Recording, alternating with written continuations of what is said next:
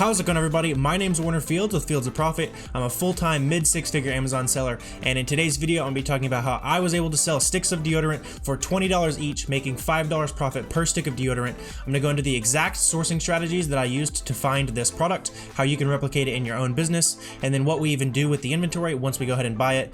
So we're going to walk through the whole process. If you're brand new to the channel, or if you haven't already checked it out and you want to learn more about selling on Amazon, there's going to be a link down below for our completely free Amazon seller Discord. Highly recommend you go ahead and check that out. A bunch of free information in there. Let's go ahead and jump into the video.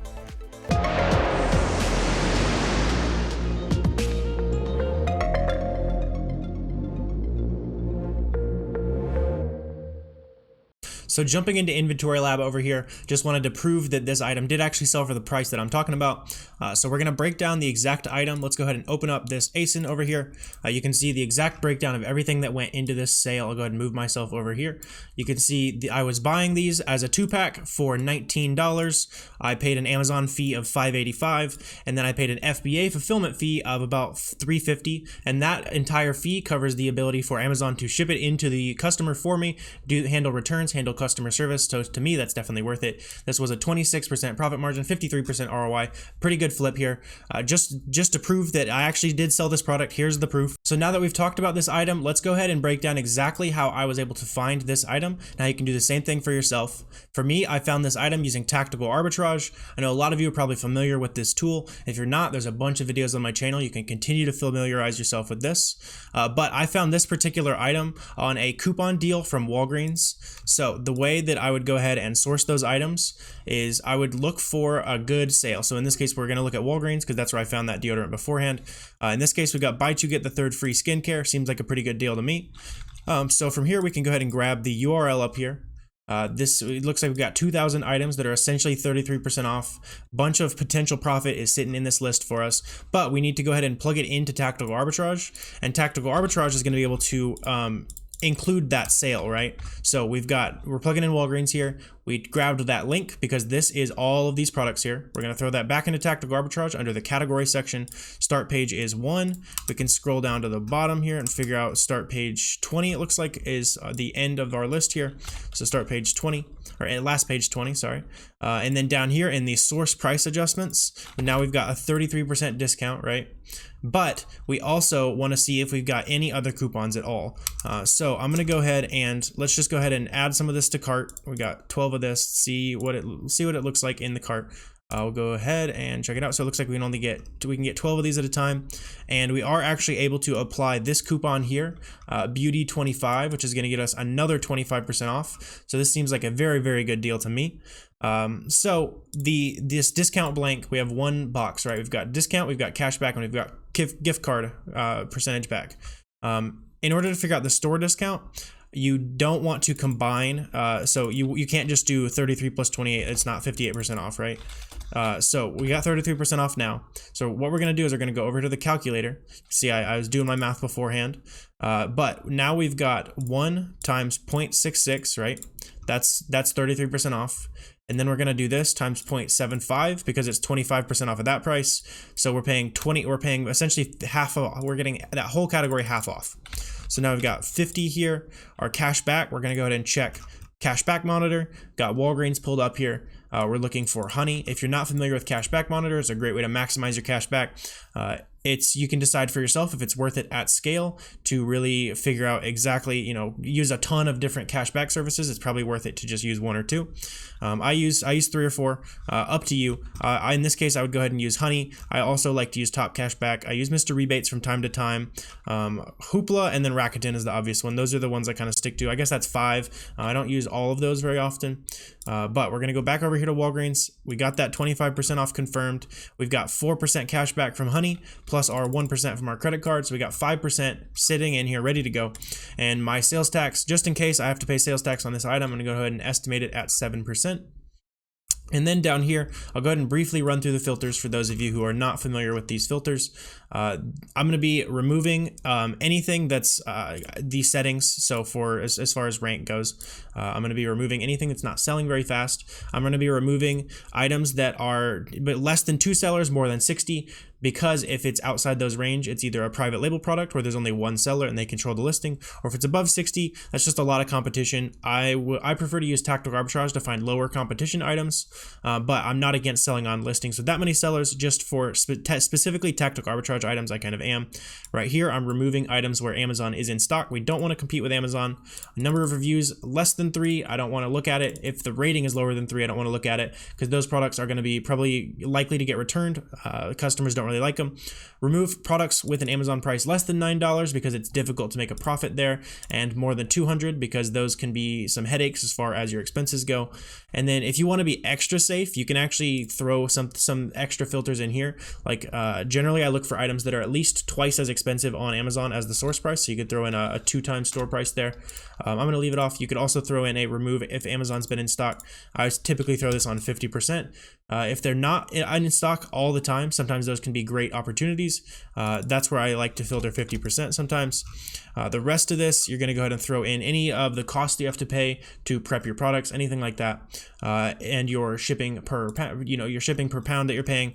Over here, we're going to go ahead and throw in the profit that you want to make. So in this case, I only want to make $3 gross profit, 35% ROI, and we're going to reference the buy box price. You can also reference the average price if you want to be even safer in your settings, which is a nice little setting here. But now that we've got this set this search fully set up, we can go ahead and run it and see what it actually goes ahead and pulls up. I'm fairly optimistic about this search because it is 50% off, so I'm excited to see what we get out of it. All right, I let it run for just a second here. It's probably going to keep finding some more products. Right here, we're just going to start clicking through these items. If your tactical arbitrage does not look like this, here's what you need to do. You need to go to manage columns, and you need to drag these things around until you're happy with how it looks. Personally, I put history chart as the most important thing, and then source, title, product image, Amazon title, and Amazon image. Those things are going to help you get rid of mismatches, so you can kind of see at a glance if the product is even the same thing. In this case, we're fairly confident that it's the same thing because we're looking at the same pictures here. But sometimes you'll see, like as it loads in here, you'll see some products where it doesn't quite match. Maybe it's a 2-pack and tactical arbitrage does not see that. But let's go ahead and just start clicking through here, see if we can find some things. This one kind of stuck out to me. This was right at the top when we started looking. We'll see what we've got going on here. So this is 14 bucks. So basically we're getting it for $7. And then over here on Amazon, it looks like it's selling for what's it going for? It's going for $17.69. Next, we need to go ahead and look down here at the Keepa chart to make sure that is a fair price for this item.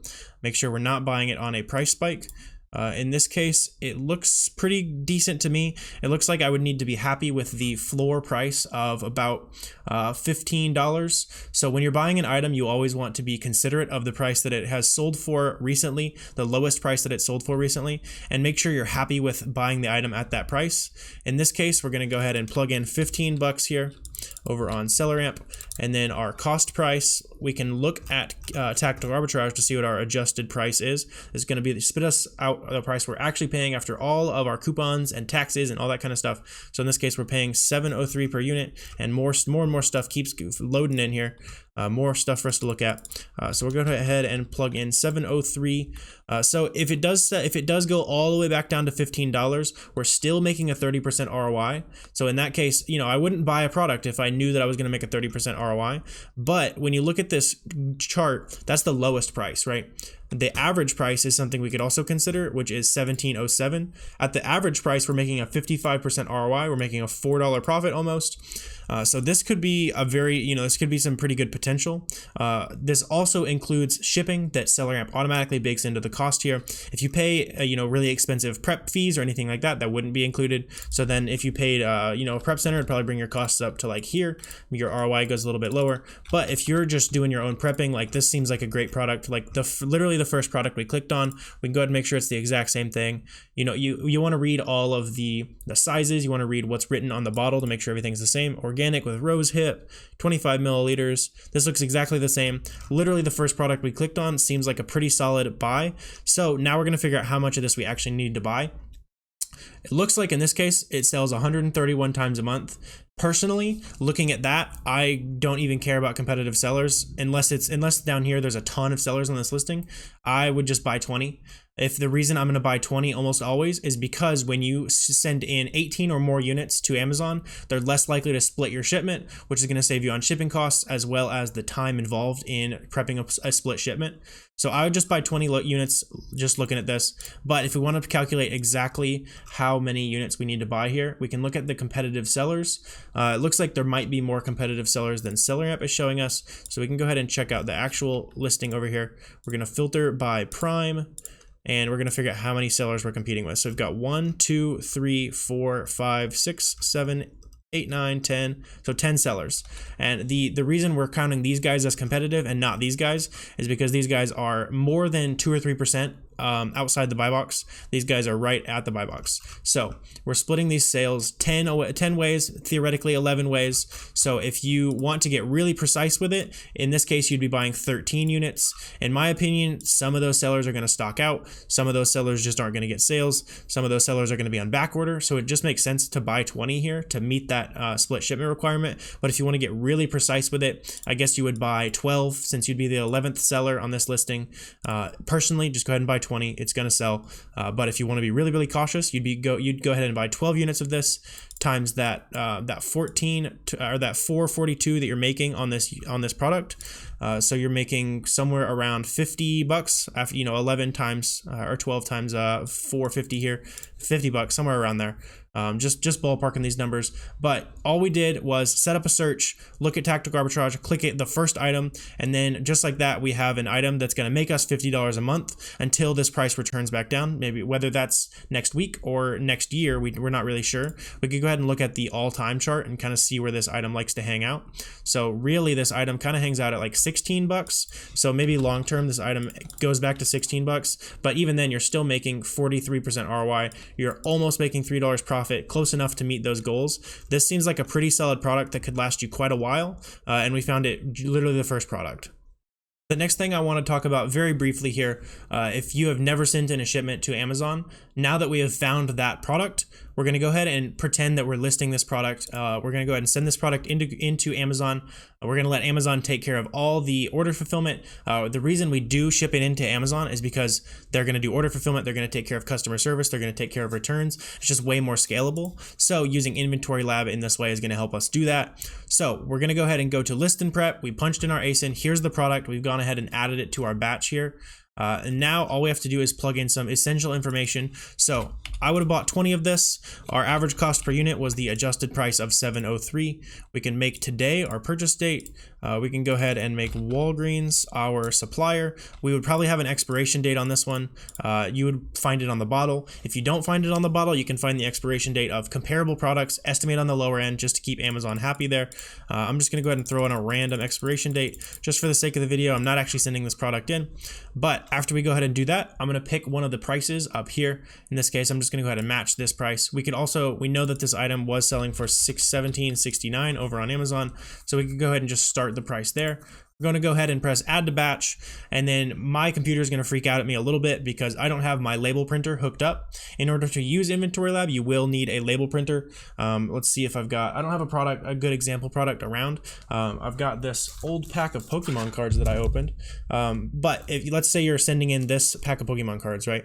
In this case, we've got these botanics. So your label printer, you can use a Rollo label printer or a Dymo label printer. That's going to start printing out FNSKU labels. That's just a special, it's a special word for a label that Amazon will provide to you. All you have to do is cover the barcodes of your product. So in this case, let's say I'm sending in this pack of Pokemon cards. I don't think I got anything good in it, unfortunately. But you're going to sticker the barcode right here so that when Amazon receives the inventory, they're only able to scan the FNSKU barcode that you went ahead and printed out. The rest of this process is very simple. I'm not going to make this a shipment video, but this is what you do with that product. You go ahead and use Inventory Lab. I would recommend investing investing in Inventory Lab. I'm not an affiliate, anything like that of Inventory Lab. It will save you time. After you get all your products listed, you're going to press review batch. It's going to walk you through the process very simply. If you want a full video on that, there's an Inventory Lab shipment creation video on my channel, but that's the entire process. So I hope you guys found a ton of value in this video. If you did, please feel free to hit that subscribe button down below. Hope you enjoyed getting those insights into that product, specifically where I found it, how I found it. Hopefully you're able to go out and replicate it yourself in your own business. I really appreciate you guys watching. Feel free to drop any questions, comments, anything like that down below. But that's going to do it for this video, and I will see you next time.